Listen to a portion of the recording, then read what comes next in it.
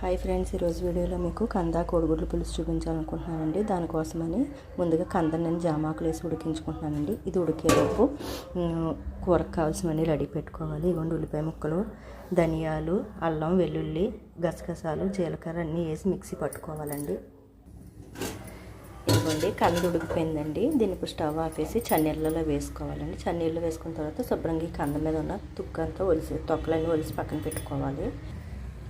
అవి ఒలిసేలోపు మనం ఈలోపు ఉల్లిపాయ వేపించుకోవాలి కాబట్టి ముందుగా ఒలిసి పెట్టుకున్న గుడ్లని ఆయిల్లో పసుపు వేసి వేపించుకుని పక్కన పెట్టుకోవాలండి.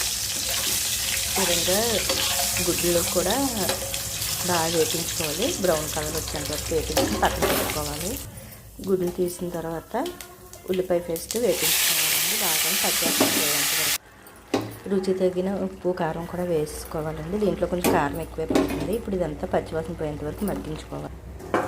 ఇదిగోండి, ఉల్లిపాయ పేస్ట్ అంతా మగ్గిపోయింది. ఇప్పుడు దీనిలో మనం ముందుగా రెడీ పెట్టుకున్న ఇదిగోండి కంద ముక్కలు మొత్తం క్లీన్ చేసి పెట్టుకున్న కంద ముక్కలు వేసుకోవాలండి.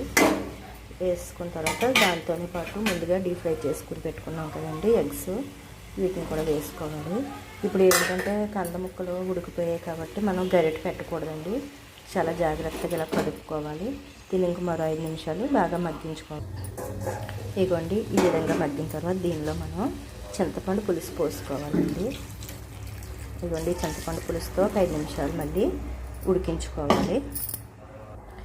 ఇదిగోండి, ఇలా మరుగుతున్న పులుసులో చిన్న బెల్లం వేసుకుంటే ఆ టేస్టే వేరండి అసలు.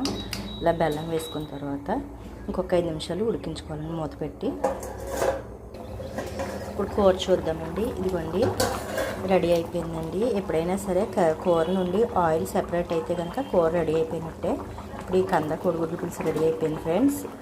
మీరు కూడా ట్రై చేయండి. ఎలా ఉందేంటో కామెంట్ సెక్షన్లోకి పెట్టండి. Thank you for watching.